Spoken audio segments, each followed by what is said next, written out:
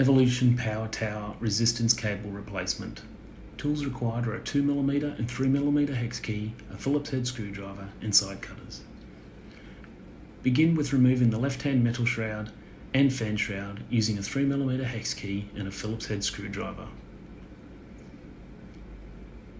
Release the cables from the resistance interface by unclipping the high cable retainer. With a 2mm hex key, remove the cable retainers from the high and low cables and set aside.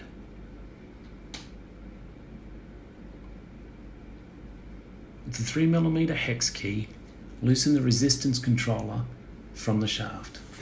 Mark one cable sheath to ensure the new cable sits in the correct sheath when refitting. Pull the controller and cables out through the top of the sheath. Rest the new controller on the shaft and feed the new cables through the sheath, noting the cable for the marked sheath.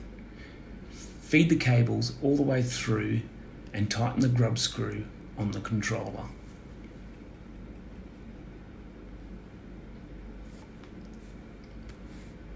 Ensure the resistance interface is set at its lowest resistance. You may need to rotate the machine to ensure it is at its lowest setting. Turn the resistance dial to the lowest setting.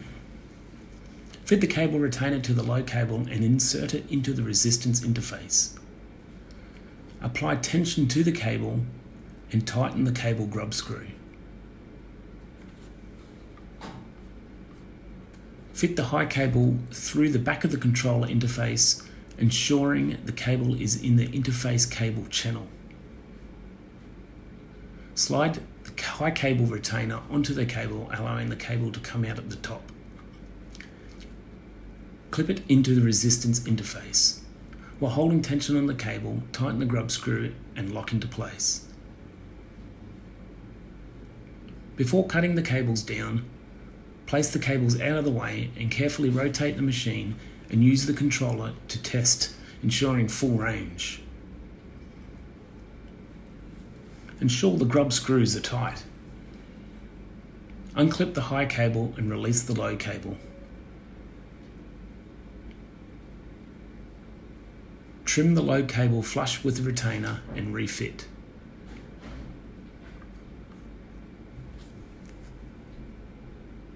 Refit the high cable retainer and trim the cable, allowing 10 to 15mm to protrude.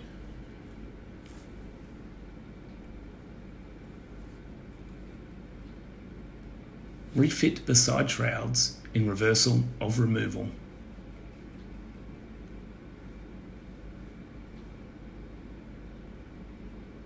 Test all machine functions. It may be necessary to adjust the cable tension at the controller to reduce the slack in the cable or cable sheath. To do this, check if the cable sheath is loose in the controller housing. If it's loose, adjust by turning the knob anti-clockwise until the sheath is secure.